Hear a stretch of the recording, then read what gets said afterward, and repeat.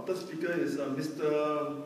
Massimo Roj. He's the managing director, managing partner of Progetto CMR, which strongly believes the main objective of architects should be to design for improving the quality of life. I couldn't agree more. He has written a book that is called Less Ego, More Eco, and this will be presented to the National Library Board on Saturday at 3 p.m. So if you can make it, it's good to join him. I'll try to make it myself. In this presentation, Massimo will share with us how quality and innovations can improve environmental performance of buildings and therefore mankind's life. Let's put our hands together and welcome him.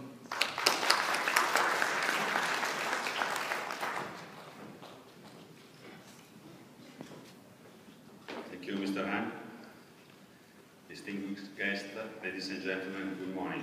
I'm indeed delighted to be here with you in Singapore to share some thoughts on the sustainable future of our cities and on what architecture can do for sustainable progress. At the time of the major cultural changes and during a difficult economic downturn, sustainability is very important at the global level. Talking about sustainability today means considering it as an only direction which can reposition good architecture and safeguard the present and the future of our planet. The growth of energy demand and depletion of fossil fuels, the need to reduce pollution by limiting climate changes are universal themes that we cannot ignore anymore since they affect all of us. The construction sector absorbs more than 40% of the world's energy resources, with a quarter of global carbon dioxide emission attributed. Buildings take an enormous amount of land and territorial resources. We should now unleash a dynamic process involving architecture on the issue of sustainability by adopting also cultural and social attitudes that we must all share.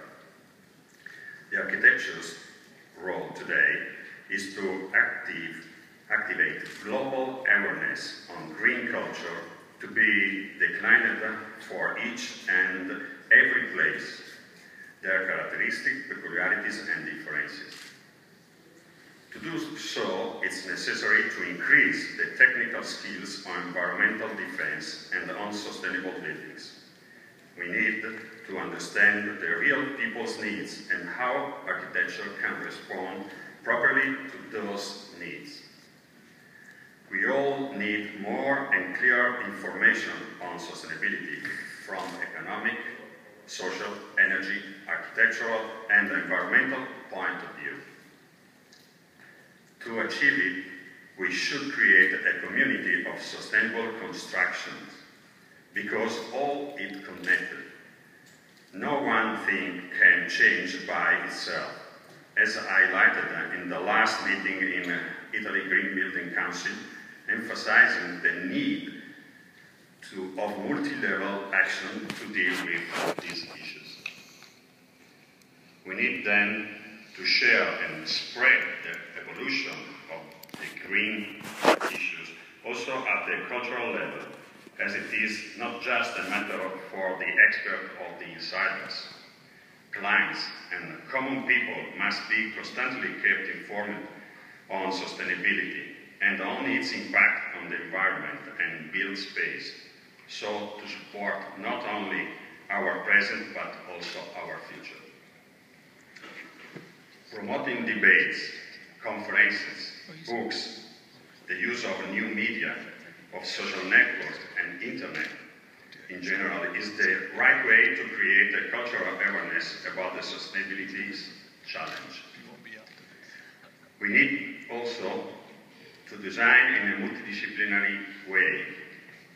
Sustainable design is a process that shares and integrates different skills. It is important to involve economists, doctors, sociologists, urban planners, architects, and also the future users of the space.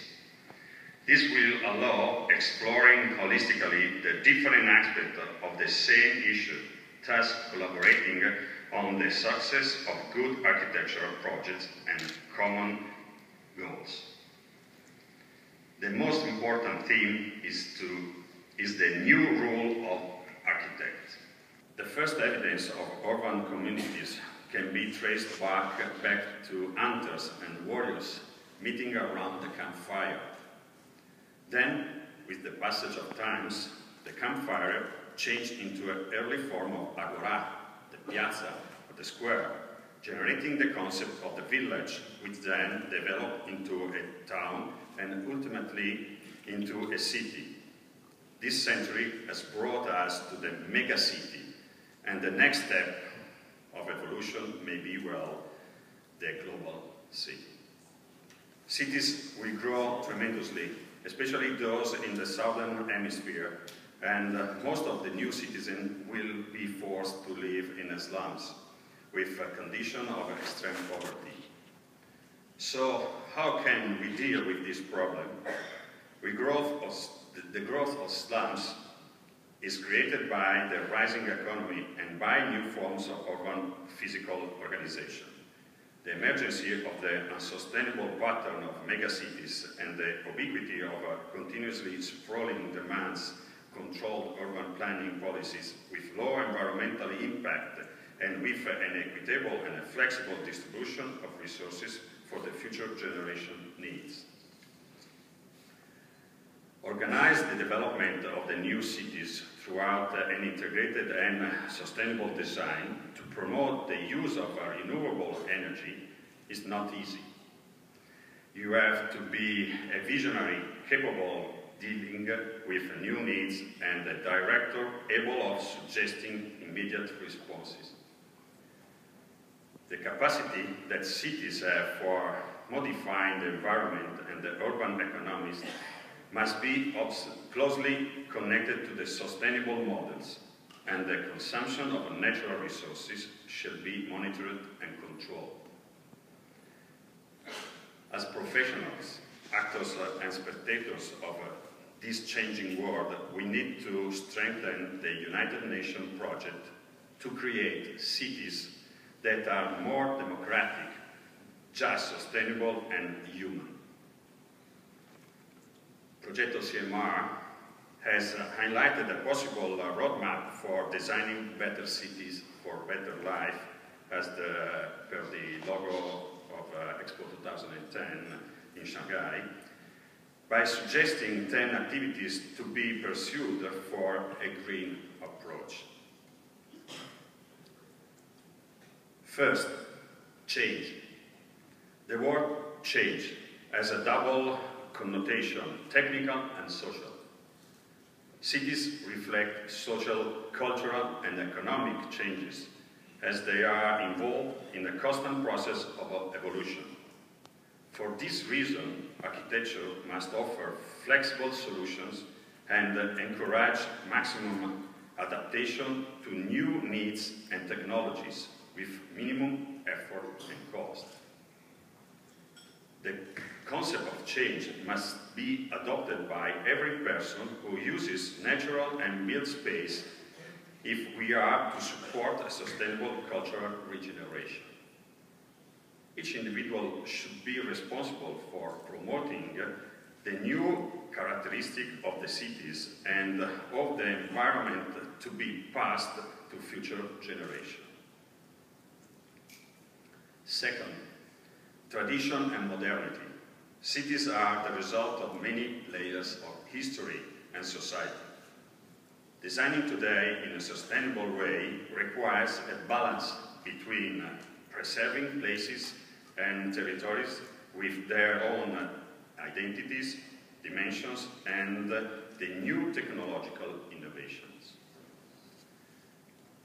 The attention to the context seen as a set of environmental, cultural, and historical resources is necessary to build in the contemporary world new architectures and new forms supported by new skills and new technologies, re-establishing the link between the city its historical buildings and the citizens.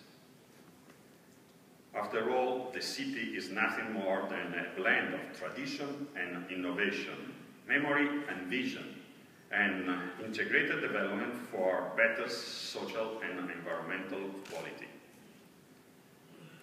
The third item is functional mix.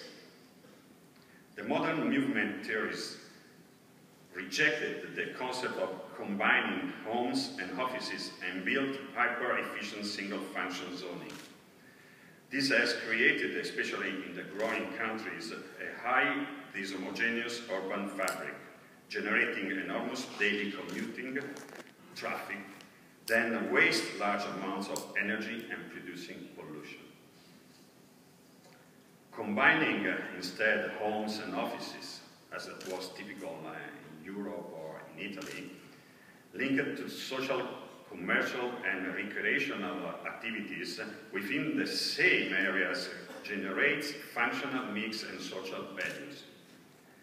This solution provides the maximum and most efficient use of spaces, allowing movement within reasonable limits and within a human scale.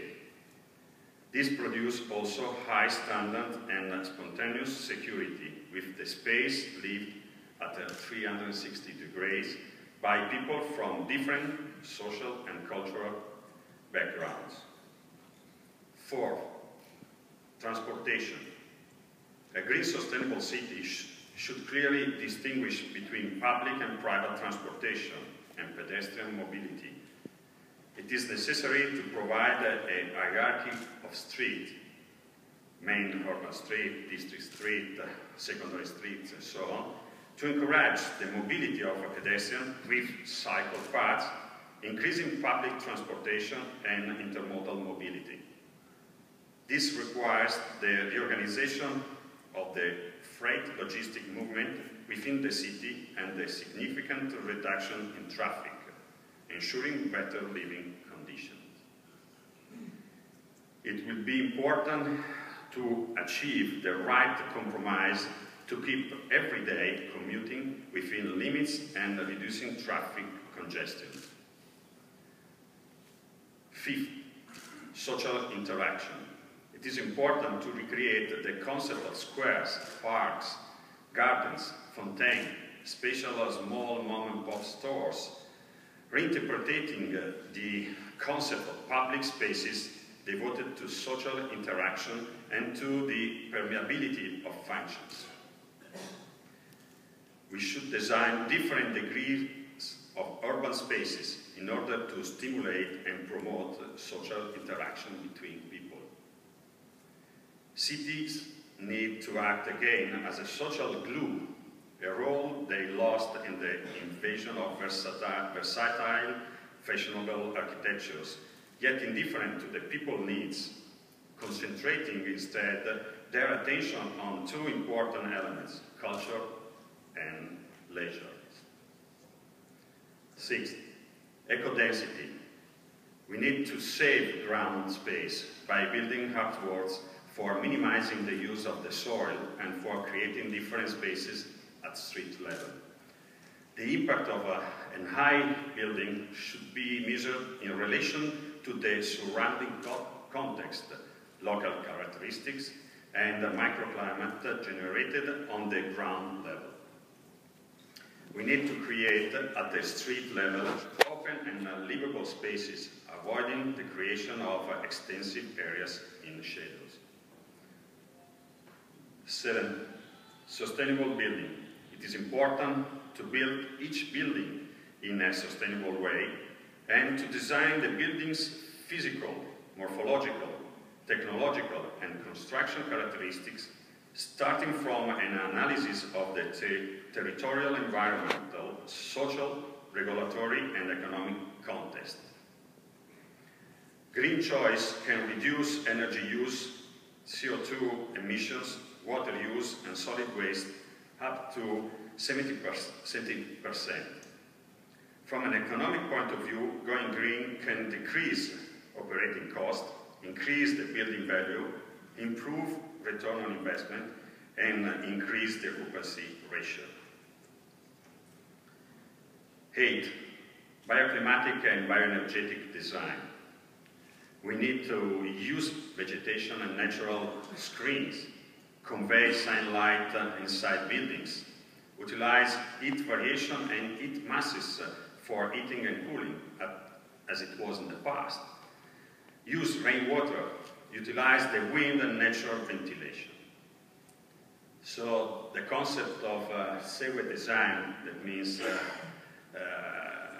as for sun, air, water, earth, identifies elements that can be used without exploiting resources. Sustainable architecture is a low-tech architecture. For millions of years, nature has been suggesting us on how to achieve the maximum performance with minimal resources. We have the technologies today, and we have to make the right use of them in a simple and understandable way to obtain real benefits for the users. The building's shape, orientation, size, volume, and distribution characteristics, the layout of its floors, the types of materials chosen, the location and exposure of its facade are all elements that contribute to the better performance. The adopted design method should pay attention to the ecosystem and local microclimates, using locally available resources and active winter heating and summer climate control system to a minimum application of energy, but always using renewable resources. 9. Integrated design. We need to start designing buildings by listening, learning, not only about location and current conditions, but about its history, its culture, its inhabitants, and what they want today, and how they see themselves in the future. The integrated design must rely on the theme of interdisciplinary skills, which also involves the people who will use it from the earliest stages. We need to go beyond the concept of architect as a demiurge.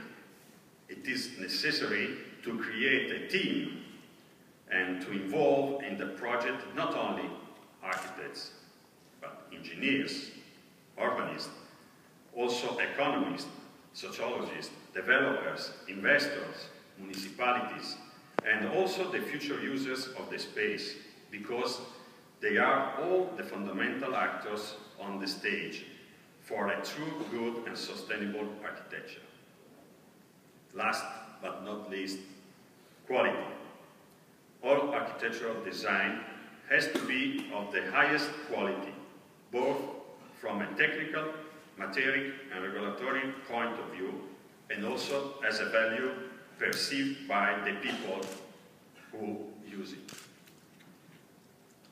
Designing architecture to last for a long time, preserve natural resources, and cater mankind.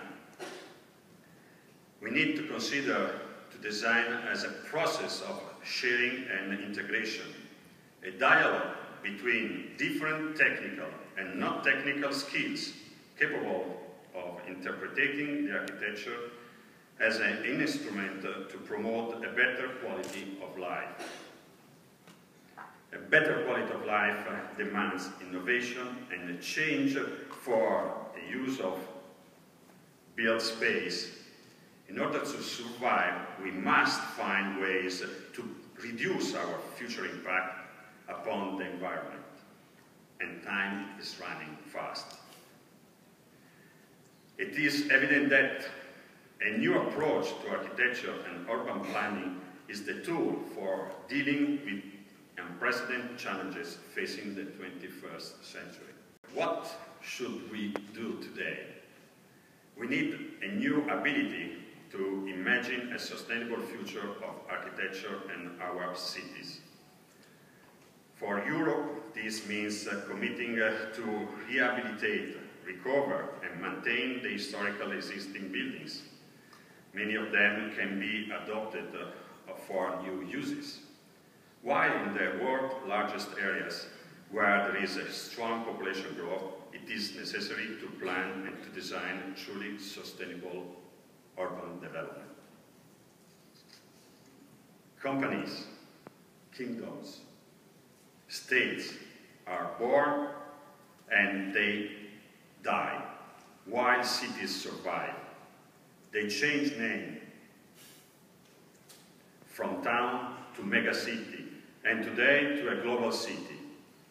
Architecture is not longer to build, but a way of thinking, daring, design utopias, and it should be seen as a hope as well as a new interpretation of collective life.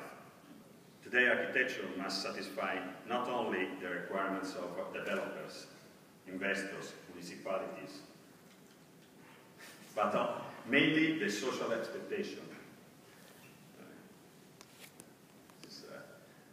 You know, I live in Italy. It's an open-air museum. We cannot understand when we pass through the Colosseum, we see some object like that they're still there from 1,000 years, and so it's a different kind of mind from the growing countries. But we have to deal with all these elements.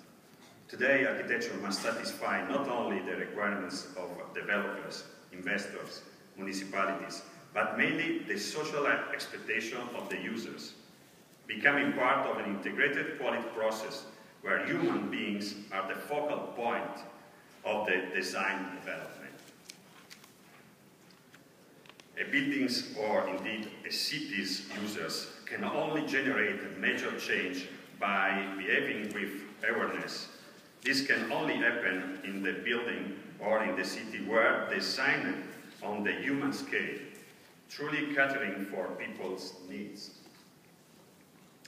We need to start designing from the micro scale to arrive at the macro, relating to the culture and the customs of the place, by understanding what is wanted and needed by the city's inhabitants, the ones who will have to live in the spaces that we, architects, developers, design for them. My guiding principle is to place man and the final users as the center of the architectural process, developing design solutions that are not only aesthetically pleasing, but also functional and, above all, sustainable. Together, we have to stimulate discussions, conduct research, and disseminate its context internationally. Inside the word sustainability lies the powerful potential for innovation. New technologies, new knowledges, and a new awareness on the green culture will transform our planet, our present, and our ordinary life. Less ego, more eco, as Mr. Kite said, is the title of my last publication, in which you can find some of these considerations. It is the new way for a green future, which means less private interest and more eco-vision and common goals. We believe that it is of prime importance to design a healthy architecture capable of producing physical, mental, and social well-being, allowing everyone to participate as healthy players for the new economy development. We must not forget that the main source of renewable energy will always be human intelligence. So now is the time to implement this culture of change. Each of us can make our planet and our future more sustainable. Sustainability, as described by World Mission on Environment and Development in 1987, is satisfaction of present needs without compromising future generations. So let's work all together to create a green future for our cities, remembering what Mahatma Gandhi always said: we must become the change we want to see. Thank you.